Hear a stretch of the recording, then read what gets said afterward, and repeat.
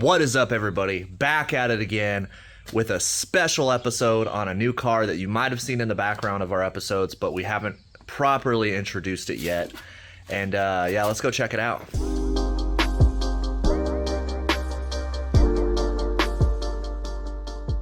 It's a beautiful day in Washington again. Here's the Celica. I'm sure you guys haven't seen that in a while, but she lives. We just pulled her out of storage. She was sitting in there for winter time, but she's looking as good as always. And yeah, so we got a new car. We've had it for a couple years now. Right here, it's a 1981 Toyota Corolla wagon.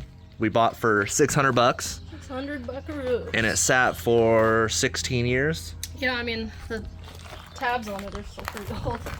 I think I switched the plate out for the new one. Oh, I didn't. 2006. 2006. Yeah, so we bought this thing. It was crusty. It was sitting in a yard. I'll cut to an old video. We got this thing about 2 years ago. I have some old videos of when we got it. We just haven't had the time to really do a lot of work on it. So I'll cut to those now. Welcome back, dweebs. Today, this is very exciting. This is my crusty birthday present. We're about to start a whole new build. That's right, wagon life, you guys. This thing is a little crunchy on this side. We'll show you the bad first. This was a mail delivery vehicle through the 90s. The guy who was driving it had been driving it from the passenger seat. He had it swapped from 5-speed to automatic. Bummer. And he, while delivering mail, took it into a ditch. So that's the damage you see on this side. As you can see, this thing has not been tabbed since 2006. Overall, it's crusty, but has lots and lots of potential. So we're gonna get this thing started. We're gonna start tearing down. Obviously, it's full of spare parts, lucky for us. We kind of have doubles of pretty much everything we could need. So in no time, this thing will be on the road. Welcome to the interior. We have this delightful 80s blue mixed with this delightful 80s tan. As you can see, they tried to piece together a bunch of different interiors to try and make this thing whole at one point. We're going to fix all of that. We're gonna make everything black. Justin has the battery hooked up front. We're going to try and see if we can get this thing to crank over. All right, I hear some fuzz. Looks like the radio's working. Turn it up, blast it. Sweet fuzz. Let's see, okay, hold on. Searching. What do you got? Oh, nothing. Great. Right. I love that. Okay, so time to invest in some tape cassettes, guys. All right, so I don't see much going on up there. Let's see what happens. Oh. Let me check and see. It wants to, but it doesn't. It almost sounded like it was gonna try to start. It did. It was trying to jump into. Crank it over a little bit longer just to put oil around in there.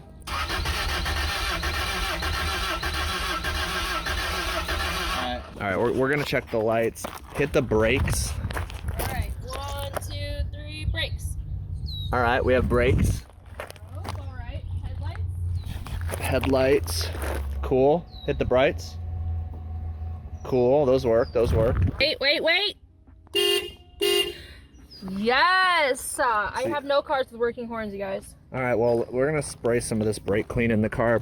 I doubt it has spark because all of the ignition wires are literally fried, but you never know. So hit the gas wide open. All right. No, crank it.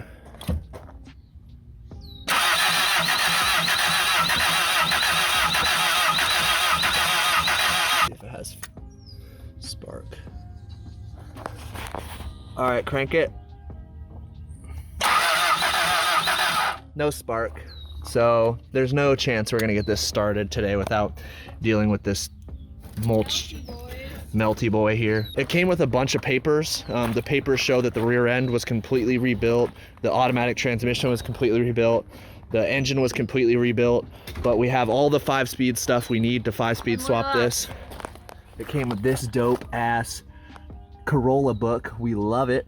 Yes. And then a bunch of old new stock stuff. Like we got a brand new water pump. Or no, this is a starter, brand new starter, but we got a brand new water pump. We got all the gaskets and everything that we need to Look at this, it's make not it work. even like yellowed.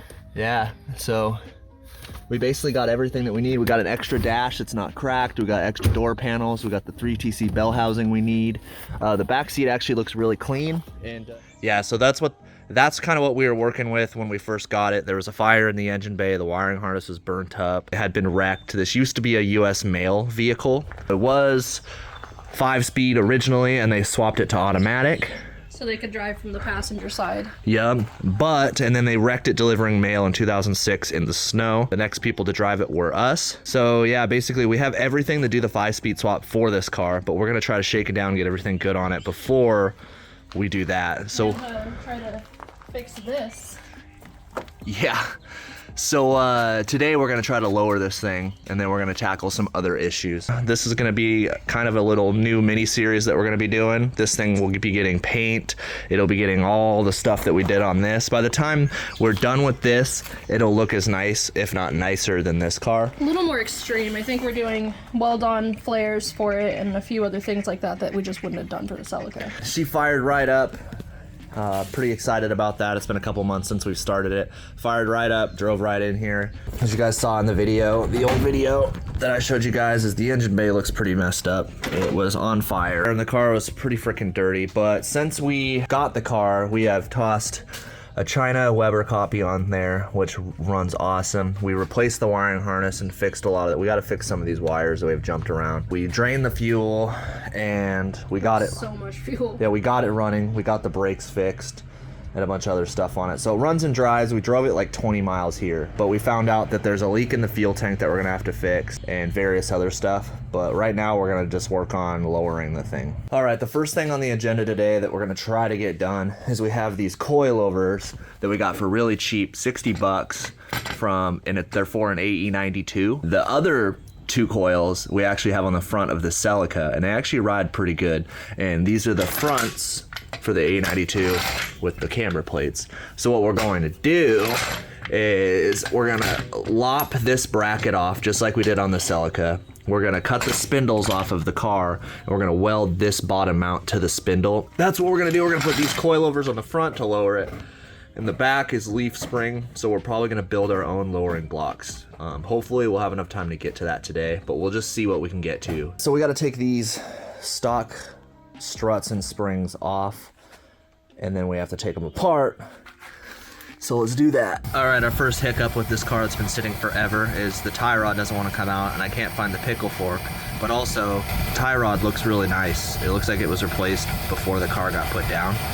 So instead of beating the shit out of it with a hammer, I'm gonna heat up the knuckle in hopes that it expands a little bit so that I can just tap the tie rod out. The heat didn't work, so we went to Harbor Freight and got a good old trusty pickle fork because we couldn't find ours. So we're gonna hammer this boy in there and see if it gets the tie rod off. The pickle fork took it right out, so we got the whole strut assembly with the brake on. We're gonna leave the brake and the wheel bearing on. Here's the coilover. For reference, you can see how much shorter it is. So we found out we will have to use the top hat from this because this isn't a McPherson style strut. So the top doesn't have a bearing in it. It's not meant to articulate when you steer. So we won't be able to run that. So we're gonna modify the stock ones to work on the coilovers for now. And then we're gonna order some AE86 camber plates and put them on in the future. But for now, we're gonna have to see what we can do to make these fit on there. So we gotta take the spring off, and then we have to take the strut out of this casing, and then we have to cut the casing like down here, and then prep this, weld this to the spindle, and then put this top hat on, and this side coilover will be done. Second mode of the sketchy shit is you put this on, clamp these bad boys on there.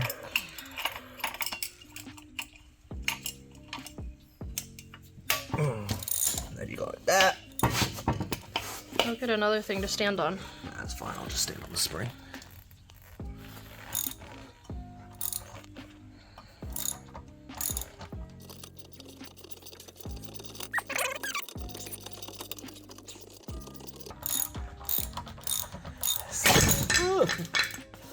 Got it. All right, the hardest part is not taking the spring off, but this little nut thing right here. This is what encapsulates the strut inside, the shock inside of the strut tube. Sometimes they come out easy, a lot of the times they don't, and you have to hammer the shit out of them, so we'll see. These look like they've been replaced, so maybe they'll come out, but you never know. Oops. Come on. Oh my God. All right, we're gonna try something else. We'll clamp this in, and I'm gonna rotate the entire assembly because it has a lot of leverage. It worked. Cool. Woohoo. All right. It's not gonna like spray me or something, is it? No. Okay.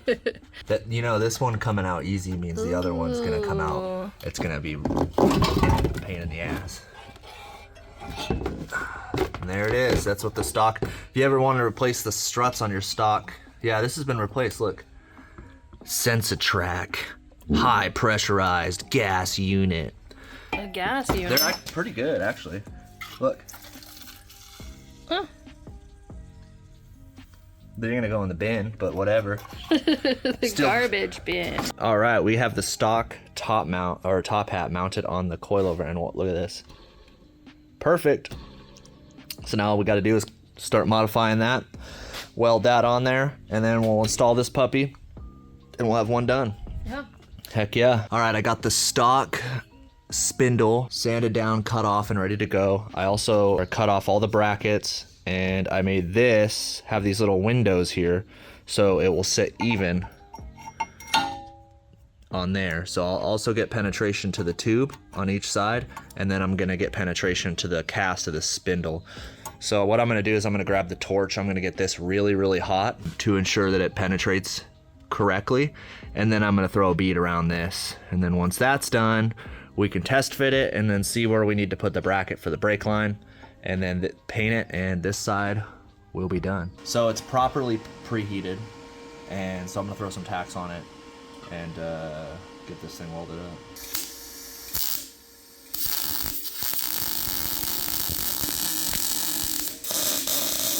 There it is. We got the OEM top hat on there. This is all welded up. Brackets on there in the right place. I used some engine block coating, and I also drilled a little hole through here, so if any water or it gets in there while we're driving it, it has somewhere to escape, so it doesn't just sit in there and rust the crap out of the threads. But yeah, I'm really happy with it. Looks good. It's strong, it's sturdy. We got the other coilover out apart. We weren't gonna make you watch it twice, but we got it all apart. It went exactly the way it went the first time. This is ready. I have it preheated. It's ready to go. So I'm gonna throw some beads on here, dress it up, get it nice, and then we'll be good to go. All right, we are waiting for the coilover that I just welded to cool down so that we can work with it. But in the meantime, since we already have this thing in the air and the wheels off of it, we're thinking we're gonna throw these fender mirrors on. So we got the other fender mirror installed, if you look at that. Something to note that a lot of people don't know is that if you look under the fender, there's actually a little cutout, an OEM cutout in the frame rail under here. There's an OEM cutout and it goes like this, and that's where the fender mirrors go stock in other countries. So you can actually like use those to measure where the fender mirrors go. So that's what we did. Yeah, it's kind of a little guide. Yeah, and they had it for the Celica too, so it's really nice. But anyways, we marked these little holes, so I'm going to drill it out. And something that you guys need to know, if you're ever drilling out holes for fender mirrors, don't push down, because if you push down, you'll dent the top of the fender and it'll look like trash. Oh no, don't dent my car.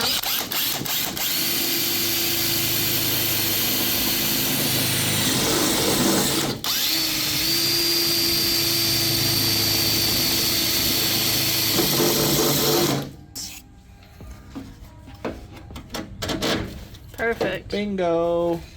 Where's the gasket? Jam is over there tightening down the fender mirrors, and I am finishing up this coil.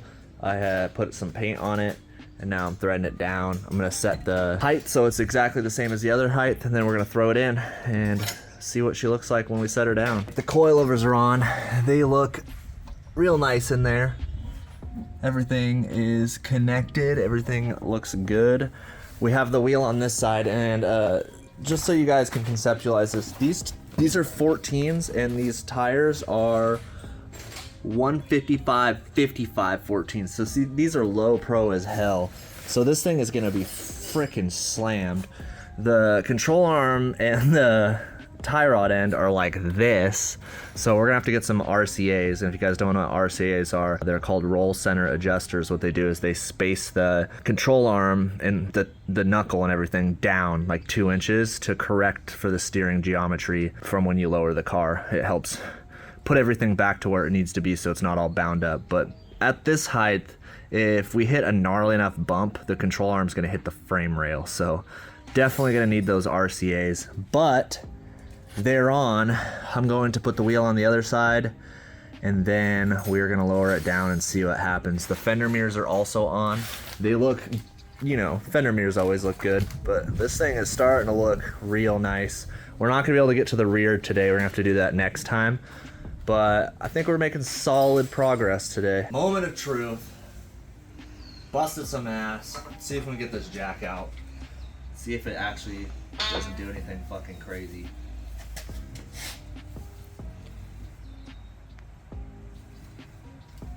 Alright, we're on blocks on this side. Hey, that was bad. Alright, the jack is out. That thing looks fucking slammed, dude. Those wheels and tires look so tiny.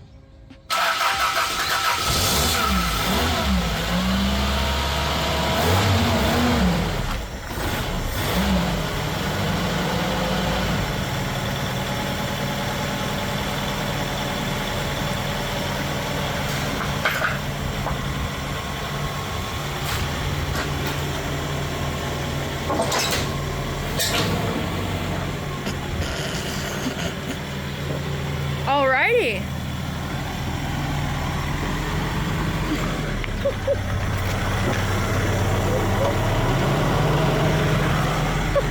This thing is hell. That looks so stupid. All right, we jacked it up and we lifted it a couple inches, and it seems to be way better.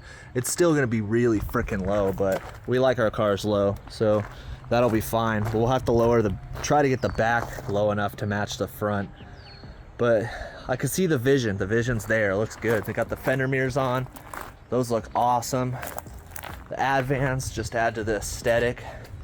All right, we got it running. We figured out what was going on. The alternator is dead, so it's not charging the battery. It's a miracle we even made it the 25 miles that we drove it to get it here. I'm glad that we made it, but it's gonna need a new alternator. Obviously it's gonna need a lot of new stuff. We're gonna upgrade all the brake stuff, the igniter, the alternator, maybe even the starter.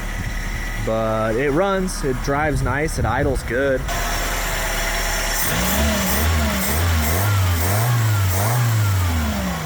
The engine was actually rebuilt by the owner, and it came with all the papers for the rebuild. So it's not like one of those, oh, the previous owner said it was rebuilt. It's like, it actually has the documentation to prove that it was rebuilt. So that's cool. And yeah, I mean, we got a lot of work to do on this. It is pretty freaking crusty. Look at that thing. This car will be as nice as that car sometime in our lifetimes.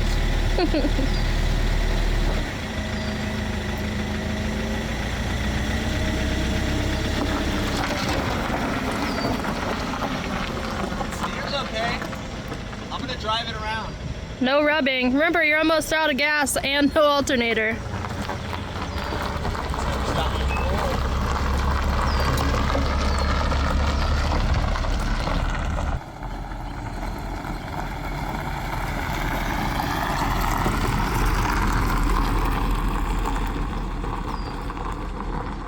Alright guys, that's a wrap. Let us know in the comments if you like the wagon content. It'll help motivate us to make more wagon videos. But like always, like and subscribe if you liked what you see, and we'll catch you next time. Peace.